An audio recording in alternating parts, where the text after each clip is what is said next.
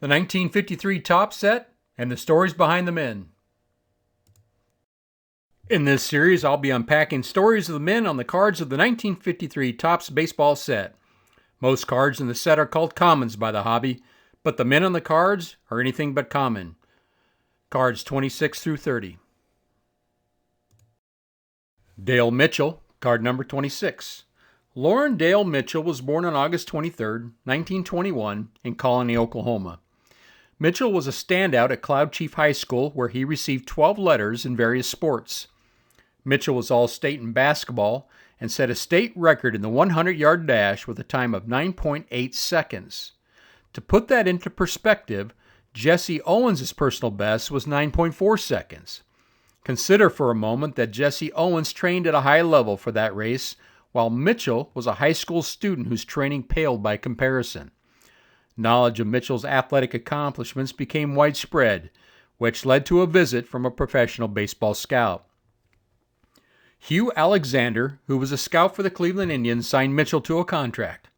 Besides the standard contract, Alexander verbally offered the Mitchell family monthly payments until their underage son graduated from high school and reported to his minor league assignment. With a handshake agreement, the Mitchells put their signatures on the contract. All was well until about a month later when the payments failed to arrive. Alexander claimed that somebody in the Cleveland front office decided to ignore the agreement as it was not specified in the contract. Angry with the turn of events, young Dale refused to check in with the minor league affiliate. Despite numerous phone calls, telegrams, and letters from the Indians organization, he declined to report unless the monthly payments arrived. He could not say anything publicly for fear of losing his amateur status for the remaining track season and the possibility of playing college sports. Years later, Mitchell said the family had signed the contract because of his father's poor health. They needed money immediately to help pay the medical expenses. The Indians' refusal to honor Alexander's offer created another problem. Like it or not, Dale was Cleveland's property, which meant he could not negotiate with any other professional team. So began a secret holdout that lasted an unheard of 7 years. As such, he applied to the University of Oklahoma in 1940. While he was on the roster from 1942 to 1946, he would only play in 1942 and again in 1946. Mitchell was drafted and eventually sent to Europe for 3 years, 1943 to 1945, as a member of the Army Air Force, serving as a quartermaster. He finished his college career with a batting average of .467 and a senior season average of .507. Both marks are still Sooner records. After graduation, seeking out money to help his family, he noticed that a minor league team that was affiliated with the Indians was playing in Oklahoma City in the AA Texas League. He explained his situation and was signed to play there in June of 1946. Mitchell made his major league debut on September 15, 1946, at Cleveland's Municipal Stadium. Owner Belvec told the Cleveland News, "I couldn't let the world's record for determination go unrewarded." This was in regards to Mitchell ending his holdout for a handshake that was broken. Mitchell made the final out in Don Larson's perfect game during Game 5 of the 1956 World Series. Mitchell, now playing for the Dodgers, was a pinch hitter, and he took a called third strike from Larson to end the only perfect game in World Series history. Mitchell always maintained that the third strike he took was really a ball. In 1986, on the 30th anniversary of the perfect game, Good Morning America invited Mitchell to come on the show and talk about the game with Larson and Yogi Berra. Mitchell refused to go on, saying he was not going to travel across the country to talk on a TV show about striking out. After baseball, he worked for the Martin Marietta Corporation as president of its cement division in Denver, along with maintaining farmland that he had bought from the proceeds of making the World Series in 1948, 1954, and again in 1956. Dale Mitchell died from a heart attack in Tulsa, Oklahoma in 1987 at the age of 65.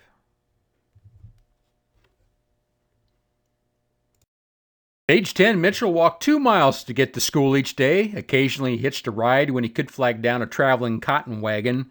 One day after school, he was riding a wagon back to the family farm. The horse-drawn wagon stopped at the side of the road, and he hopped off to walk the short distance home. He started to cross the road just as an automobile attempted to pass the stationary wagon. At that exact second, a huge water truck came bearing down the highway directly at the car. The driver of the car swerved sharply to his right to avoid the truck, but had no time to stop and hit 10-year-old Dale square on. The boy flew through the air and landed on the road unconscious. The 3 men at the scene rushed the young boy to a local hospital, where x-rays showed a broken left collarbone along with cuts and gashes on his face. Dale missed 2 months of school recovering from the injuries. In 1948, Mitchell hit for a career-high .336 and had 203 hits, and he led the league in singles with 162, and he led the Indians to the victory in the 1948 World Series. He finished third in the 1948 American League batting race behind Ted Williams, who hit .369, and Lou Boudreau, who hit .355. In 1949, Mitchell led the American League in hits with 203, singles with 161, triples with 23, and struck out only 11 times in 640 at-bats, and made his first appearance in an All-Star game. He received his second All-Star nod in 1952, and in 1954, he led the Indians to an American League record 111 wins in a 154-game season and the American League pennant. Mitchell posted a career .312 batting average in 11 Major League seasons. For the period between 1943 and 1960, only Ted Williams and Stan Musial hit for higher averages. Mitchell struck out only 119 times in 3,984 at-bats. He recorded 346 walks for an outstanding 2.91 walk-to-strikeout ratio. That happens to be the 8th best ratio in Major League history. In October of 1981, the University of Oklahoma unveiled its new baseball stadium, Dale Mitchell Field. An alumni game featured former Sooners and current Major Leaguers Mickey Hatcher, Bob Shirley, Jackson Todd, George Frazier, and Joe Simpson. Mitchell was honored in the dedication ceremony for his tireless efforts to raise money for the ballpark. Despite a stellar baseball career, Mitchell called this honor the biggest of his life. To celebrate the 100th anniversary of the Cleveland Indians in 2001, the Cleveland Indians organization released a roster of the top 100 greatest Indians, as selected by a panel of veteran baseball writers, historians, and executives. Top 100 Indians included Dale Mitchell at number 56. One interesting note, on the back of his 1953 baseball card, it says that he attended Oklahoma A&M. That is incorrect. He in fact did attend the University of Oklahoma, which is a different school. Former Indian star Dale Mitchell and Manny Ramirez were enshrined in the Guardians Hall of Fame on August 19, 2023, during a home game with the Detroit Tigers. Roy Campanella, card number 27. Roy Campanella was born on November 19, 1921, in Philadelphia, Pennsylvania. He played in the Negro League and the Mexican League for 9 years before playing in the minor leagues in 1946. Campanella had athletic gifts that he used to great effect. He was elected captain of every sports team he played on in high school. Yet, as a youngster, he was openly barred from local boys' clubs, swimming pools, and even some movie theaters. Although some might look back bitterly, Campy never dwelled on the racism he encountered as a youth. Grin and bear it was his philosophy. It is practically impossible, a reporter once remarked, to get Campy to admit that any phase of his life was especially difficult or unpleasant. At age 15 in 1937, Campy began playing Negro League baseball for the Washington Elite Giants on weekends, subsequently dropping out of high school a few months later on his 16th birthday so that he could play full-time. The Elite Giants moved to Baltimore the following year, and Campanella became a star player with the team until 1945. With 3 dependents in his draft status, he was a 3A when World War II broke out. So he was never called for active duty, although he was required to work in war-related industry for a time. A 3A is a hardship deferment. He was deferred from military service because service would cause hardship upon his family. Campy played his first big league game on April 20th, 1948. He was beamed, probably intentionally, on his first major league pitch. In his 10 seasons with the Dodgers, he racked up 3 Most Valuable Player awards and nailed a phenomenal 57.7% of runners attempting to steal. Perhaps most remarkable was his uncanny durability and resilience in the face of ongoing hand injuries, beanings, and racial insults. Campanella was selected to the All-Star Game every year from 1949 through 1956. With his 1949 All-Star selection, he was one of the first 4 African Americans so honored. Jackie Robinson, Don Newcombe, and Larry Doby were also All-Stars in 1949. Campy caught 3 no-hitters during his career. Carl Erskine, 2 on June 19, 1952 and May 12, 1956, and Sal Magley's on September 25, 1956. Quote, "In my no-hitter, I only shook Campy off once," Magley recalled. "He was doing the thinking, calling the pitches just right for every batter in every situation, and all I had to do was check the sign to see if I agreed and then throw." Campy lived in Glen Cove, New York, on the North Shore of Long Island. He operated a liquor store in Harlem between regular season games and during the off-season. After closing the door for the night on January 28, 1958, he began his drive home to Glen Cove. While he was traveling about 30 miles per hour, his rented 1957 Chevy sedan hit a patch of ice at an S-curve on the DeSoris Lane near Apple Tree Lane in Glen Cove, skidded into a telephone pole, and overturned, breaking Campy's neck. The accident left Campanella paralyzed from the shoulders down. With physical therapy, he was eventually able to regain substantial use of his arms and hands. He was able to feed himself, shake hands, and gesture while speaking, but he required a wheelchair for mobility for the remainder of his life. Campanella died of heart failure at age 71 on June 26, 1993, at his home in Woodland Hills, California. During the 1942 season, Campanella left the Baltimore Elite Giants after a spat with owner Tom Wilson. He played the rest of the season and the following 1943 season in the Mexican League with the Monterey Sultans.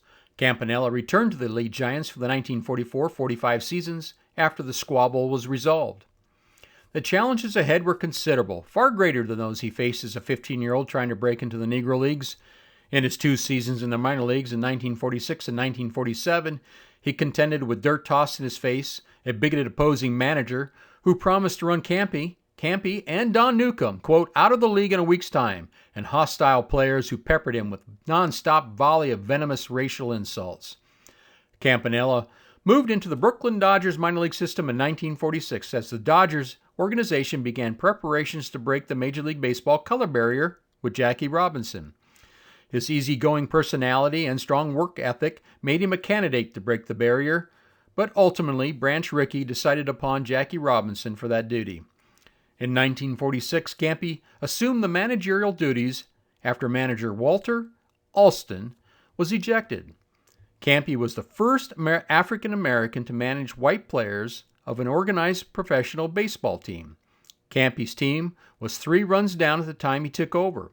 They came back to win, in part due to his decision to use Don Newcombe as a pinch hitter during the 7th inning. Newcombe hit a game-tying 2-run home run. Although some black players in the early years of the Great Experiment proved unable to adapt to such an environment, Campy's game continued to improve. In 1948, 1 year after Robinson broke the color barrier, the Dodgers promoted Roy to the majors and eventually made him their starting catcher. Not surprisingly, the transition was anything but smooth. On May 18, 1948, Roy Campanella broke the color barrier in the American Association with the St. Paul Saints. You'll see a picture here on the top left of Campy rounding third, presumably after he hit a home run. Roy's experience in Nashua also changed his parents' life. Fences around the New England League were virtually unreachable, and a local poultry farmer offered 100 baby chicks for every Nashua home run. At the end of the season, Campy collected 1,400 chicks as a reward for his 14 home runs, a team leading 13 in the regular season and 1 in the playoffs. He had them shipped to his father, who promptly began a farming business on the outskirts of Philadelphia. In 1951, MVP voting, Campanella beat out Stan Musial of the Cardinals for the National League Award. In the American League, Yogi Berra of the Yankees captured his first MVP award. It was the first year in history that catchers won the annual award in both leagues. In 1955, they did it again, and was the last to do it as of 2013. In 1969, the same year he was inducted into the Hall of Fame, he received the Bronze Medallion from the City of New York, the highest honor the city confers upon civilians, awarded for exceptional citizenship and outstanding achievement. In 1978, he moved to Los Angeles and took a job as assistant to the Dodgers Director of Community Relations, Don Newcomb, his former teammate and longtime friend. His friend Don Newcomb recalled, "Jack would blow his top and Campy would calm him down, and then calm me down," said Newcomb. "We were all going through so much back then. We needed Campy as our stabilizing influence." After his playing career and rehabilitation, Campy remained involved with the Dodgers. In January 1959, the Dodgers named him Assistant Supervisor of Scouting for the Eastern United States and special coach at the team's annual spring training camp in Vero Beach, Florida, serving each year as a mentor and coach to young catchers in the Dodgers organization. On May 7, 1959, the Dodgers honored him with Roy Campanella Night. The New York Yankees agreed to make a special visit to Los Angeles between road series in Kansas City and Chicago to play an exhibition game against the Dodgers for the occasion. The Yankees won that Thursday night game 6-2 with an attendance of over 93,000 people, setting a record at the time for the largest crowd to attend a Major League Baseball game. The proceeds from the game went to defray Campanella's medical bills.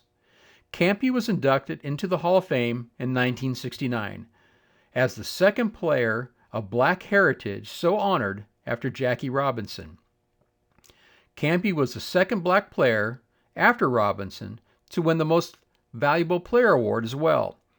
He holds the distinction of being the first black player to capture the MVP award 3 times. Campy made the fewest Major League plate appearances of any Hall of Fame position player. Campanella was elected to the Mexican Professional Baseball Hall of Fame in 1971. On June 4, 1972, the Dodgers retired Campanella's uniform number 39 alongside Jackie Robinson's number 42 and Sandy Koufax's number 32.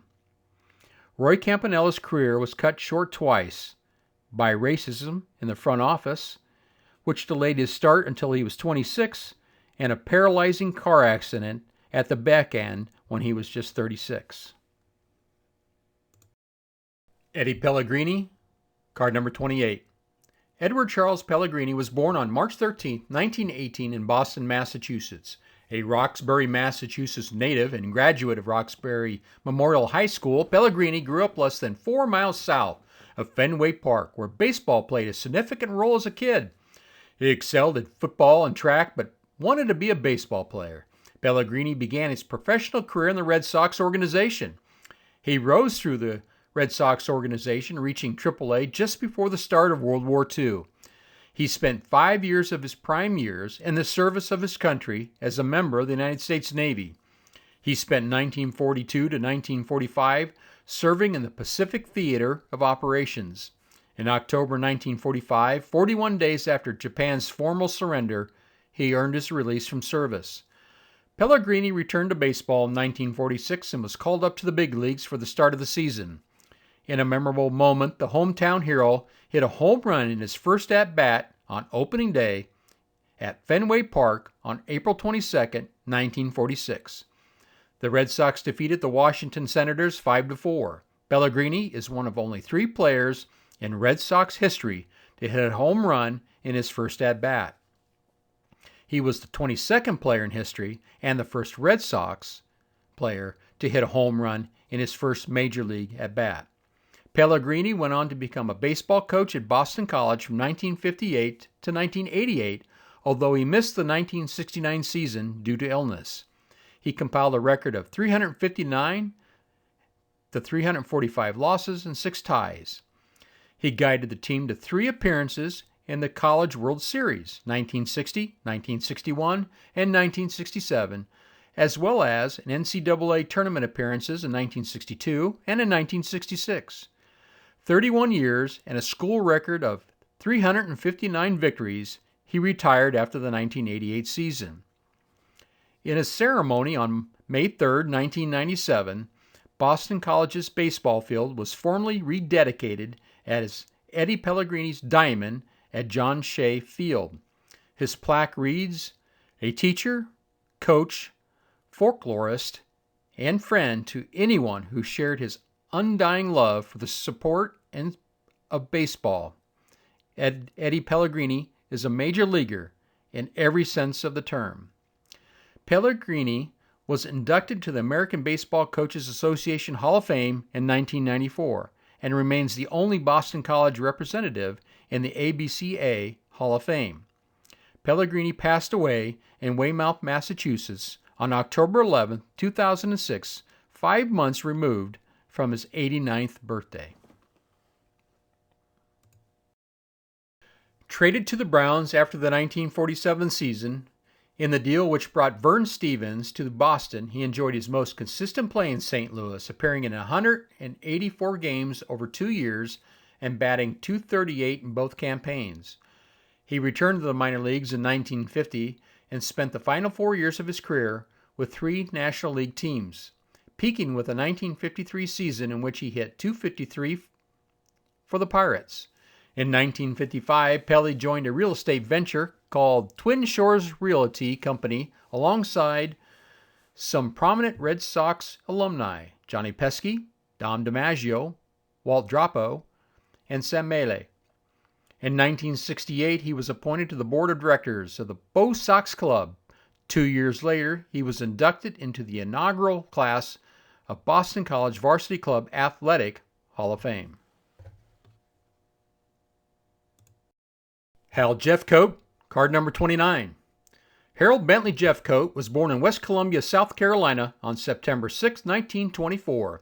Hal's mother, Alma, was killed in a traffic accident when he was a child. Hal and his sister Nellie spent 2 years in a North Carolina orphanage before they returned to West Columbia to live with their brother George, who was nearly 11 years older. His father, who worked as a security guard, died in 1944.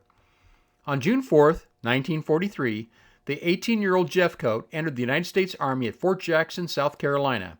He became a paratrooper with the 21st Engineer Regiment, 101st Airborne Division.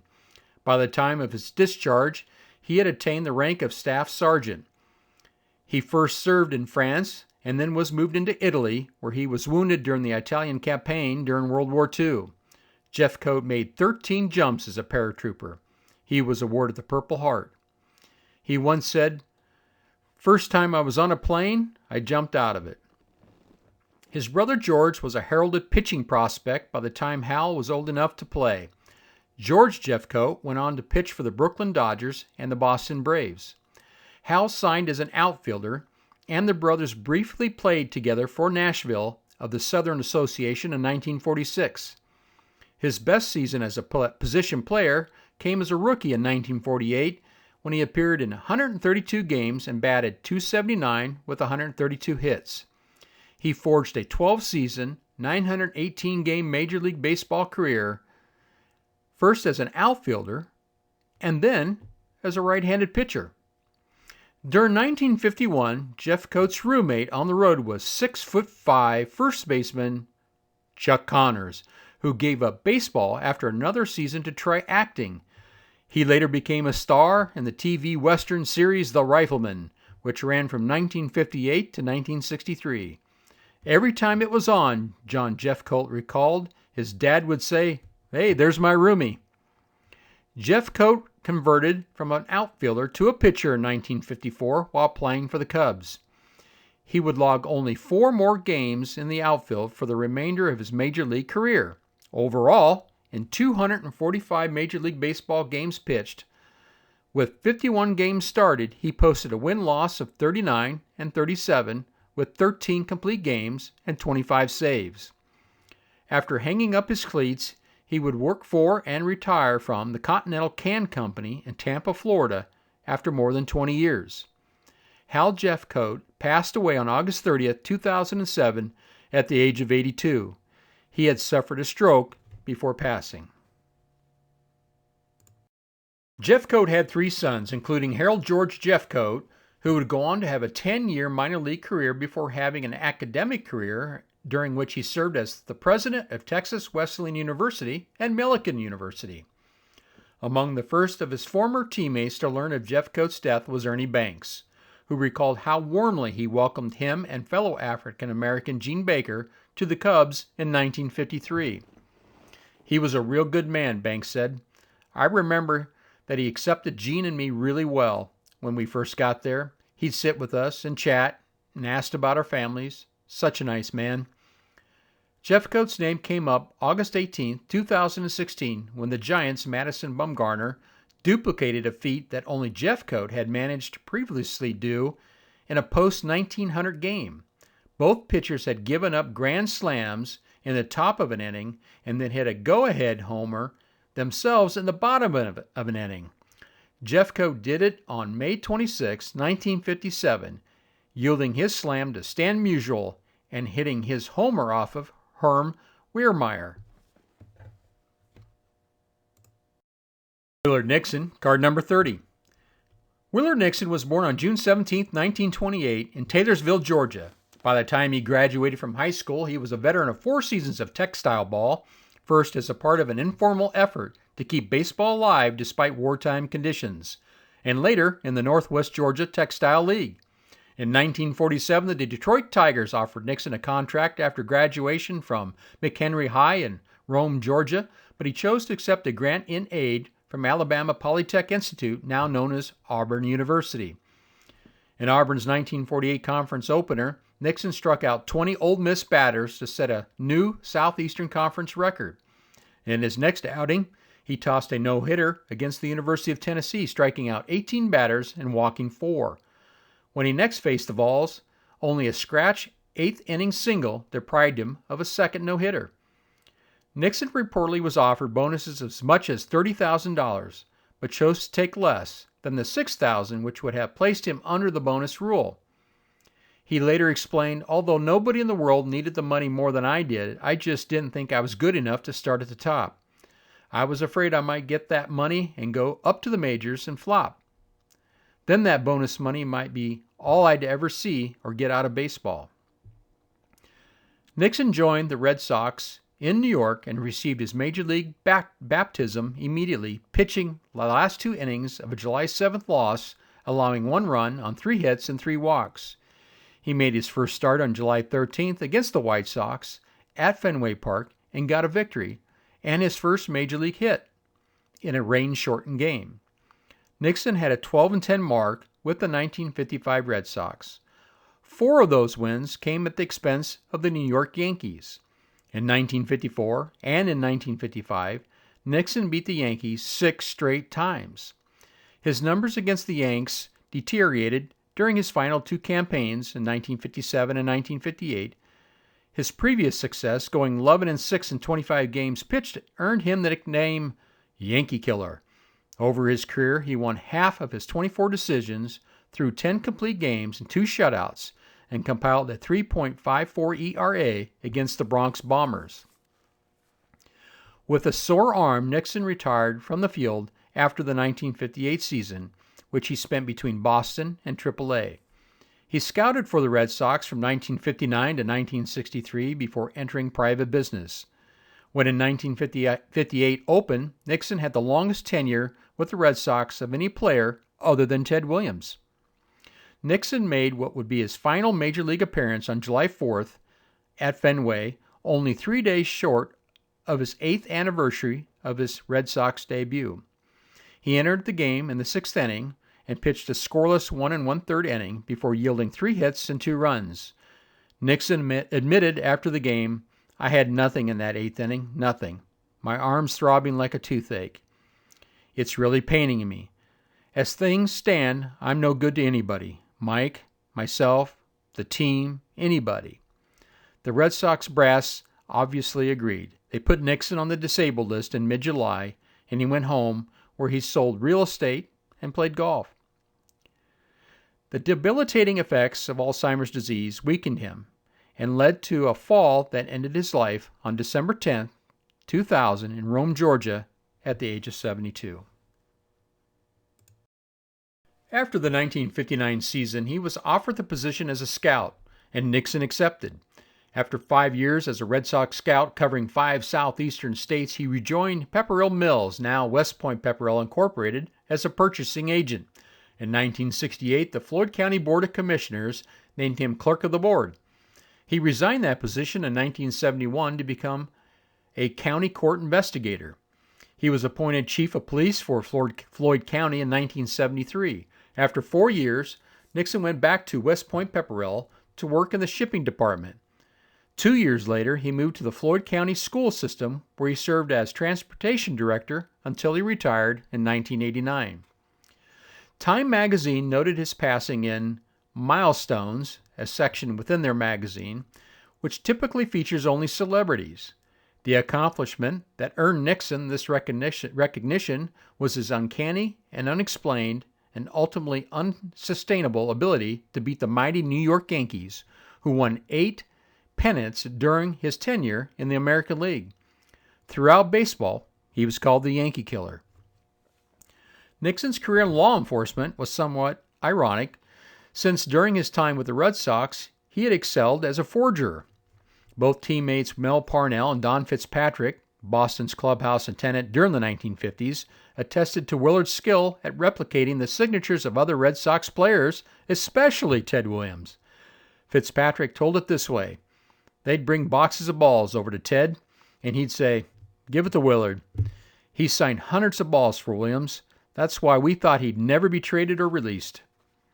In 1971, Nixon was among the 7 people chosen for the inaugural class of the Rome-Floyd County Sports Hall of Fame, and he was inducted into the Georgia Sports Hall of Fame in 1993.